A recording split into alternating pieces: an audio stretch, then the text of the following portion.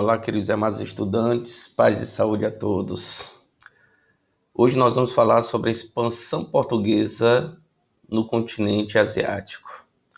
Em aulas anteriores, nós trabalhamos a expansão portuguesa sobre a África, todo o processo de escravidão, e agora nós vamos falar rapidamente sobre a Ásia em comparação com a expansão cristã em relação ao continente africano.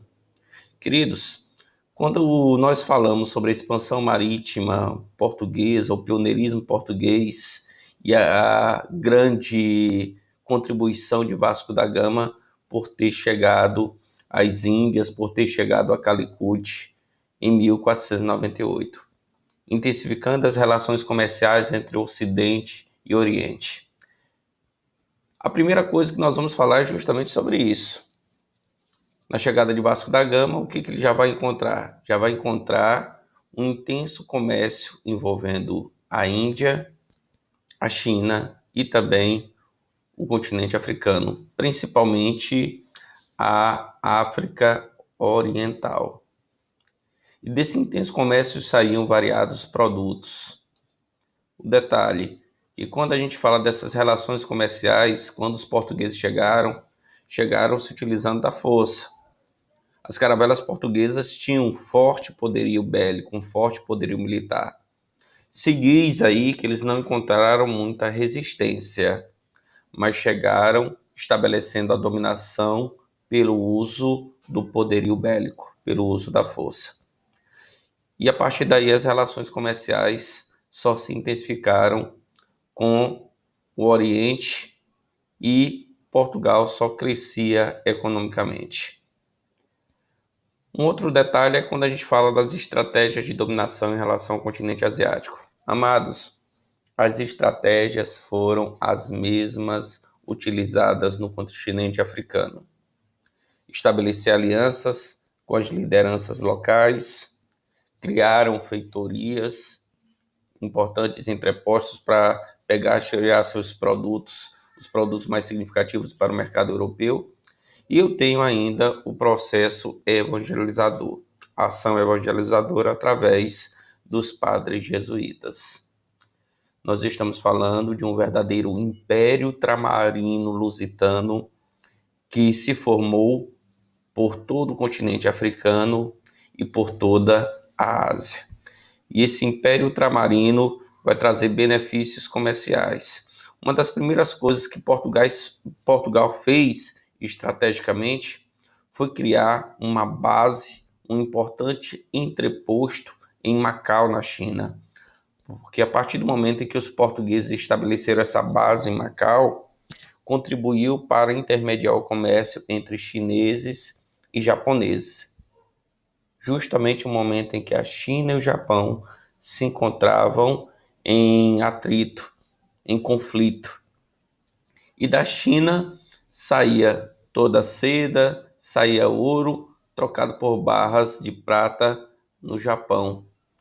Existiu, a princípio, uma resistência dos povos locais, e essa resistência se deu principalmente dentro do contexto cultural e religioso, por não aceitarem as mudanças culturais, as mudanças religiosas impostas pelos portugueses, a tentativa de imposição do cristianismo.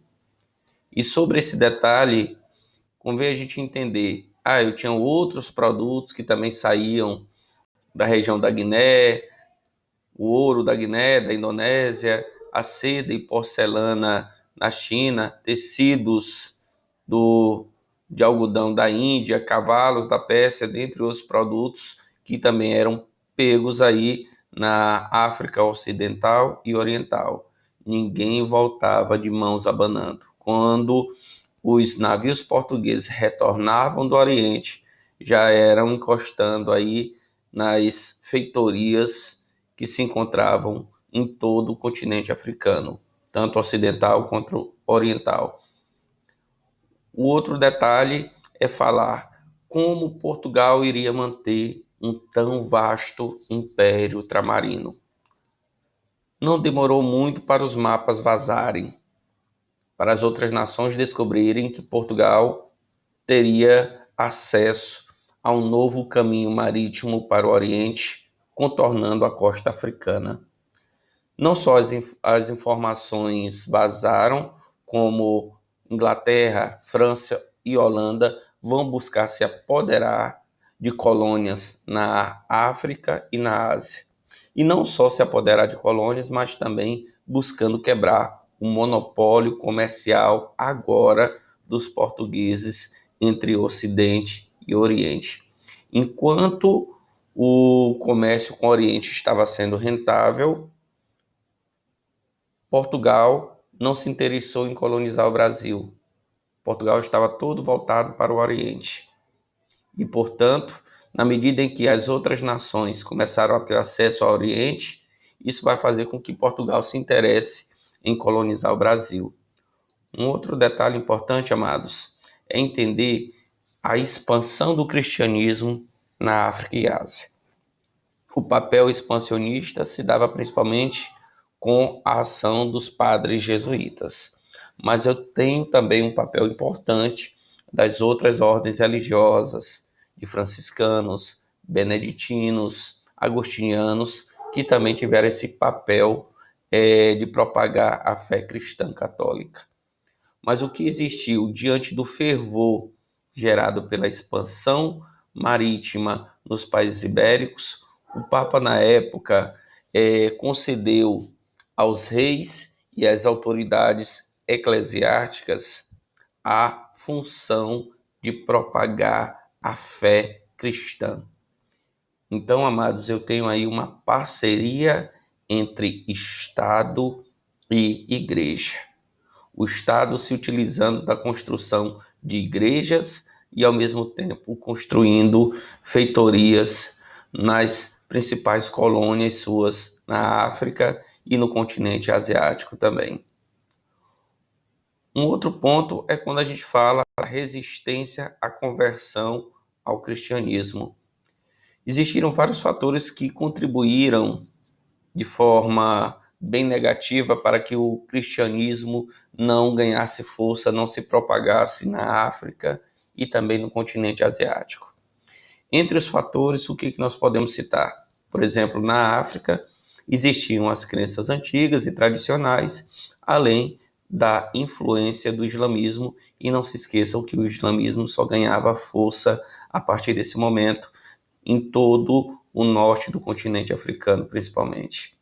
Na Ásia, eu também tenho a influência de três grandes religiões, tanto do Islã quanto do hinduísmo e também do budismo.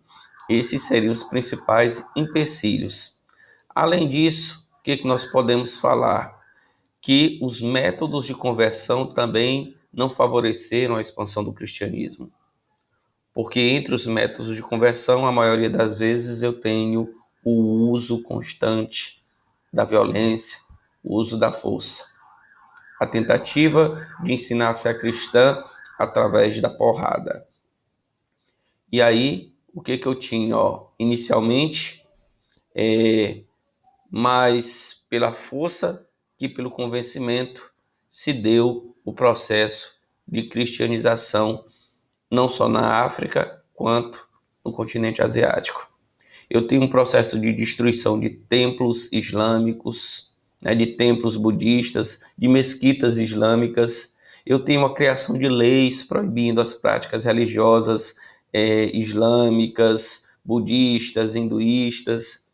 Eu tenho uma prática de prisão a quem mantinha os rituais de sua religião, tentando obrigar muitos, inclusive dos presos, a comer determinado tipo de alimento, que era um alimento específico de cristão, e aí forçavam os hinduístas e budistas a se converter, melhor dizendo, compulsoriamente, obrigatoriamente ao cristianismo.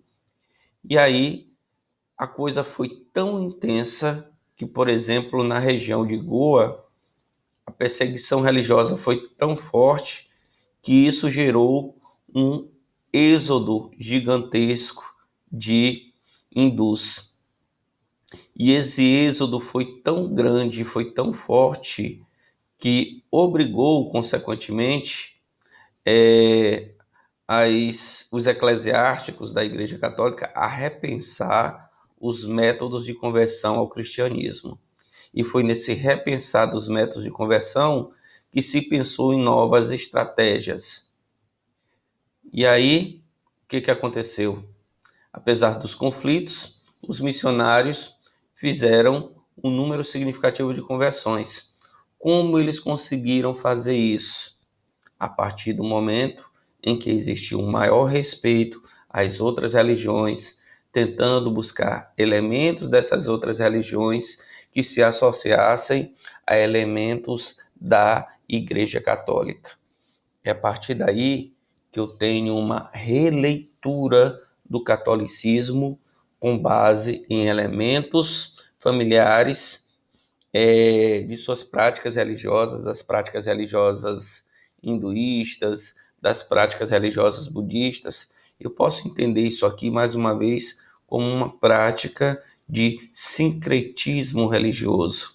Então, essa releitura do catolicismo resultou em um catolicismo mais popular, que conseguiu um número maior de conversão por estabelecer agora uma relação de maior respeito e tentando valorizar os elementos culturais, religiosos das outras religiões que já existiam no continente asiático.